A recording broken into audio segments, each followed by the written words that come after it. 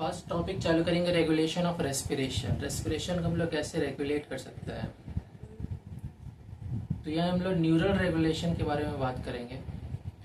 फिर कुछ chemosensitive area है वहाँ भी देखेंगे कि उसकी वजह से भी रेस्पिरेशन कैसे अफेक्ट होता है। ब्लड वॉल्यूम में कुछ ऐसा एलिमेंट कंपाउंड एक्सेस हो जाता है जिसकी वजह से रेस्पिरेशन को बढ़ाना पड़ जाता है, रिदम को इंक्रीज करना पड़ता है, रेस्पिरेटरी रेट को बढ़ाना पड़ता है। देखते हैं इनमें कुछ सेंटर्स होता है जैसे मेडुला और पॉन्स।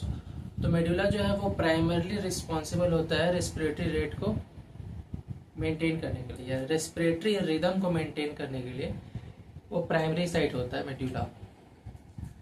और पॉन्स जो है वो भी एक सेंटर है जहाँ से हम लोग रेस्पिरेटरी रेट को मैनेज कर सकते हैं, लेकिन पॉन्स एक्ट करता है ऑन मेडुला, फिर मेडुला उसको रेगुलेट करता है। इसलिए मेडुला को हम लोग बोलते हैं प्राइमरी रेस्पिरेटरी रिदम सेंटर।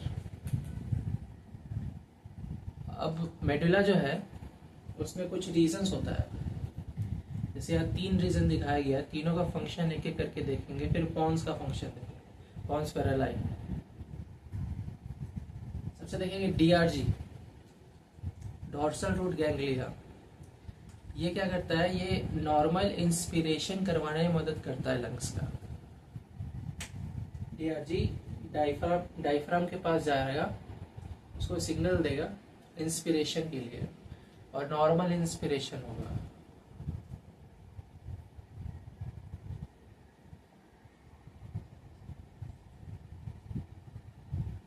और इन केस अगर नॉर्मल इंस्पिरेशन से बात नहीं बन रहा है, काम नहीं चल रहा है, तो हम लोग फोर्सफुल इंस्पिरेशन भी कराते हैं। इन द केस अगर मान लीजिए हम लोग एक्सरसाइज कर रहे हैं, वहाँ नॉर्मल इंस्पिरेशन से काम नहीं चलेगा, वहाँ पे आपको फोर्सफुल इंस्पिरेशन चाहिए, तो वहाँ पे वीआरजी रोल में आता है।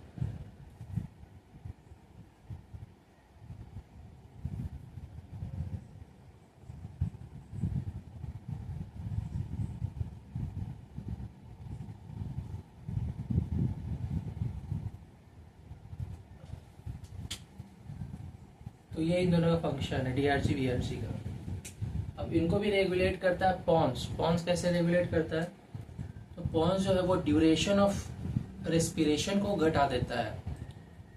ड्यूरेशन ऑफ रेस्पिरेशन को घटाने से क्या होगा, रेस्पिरेटरी रेट बढ़ जाएगा।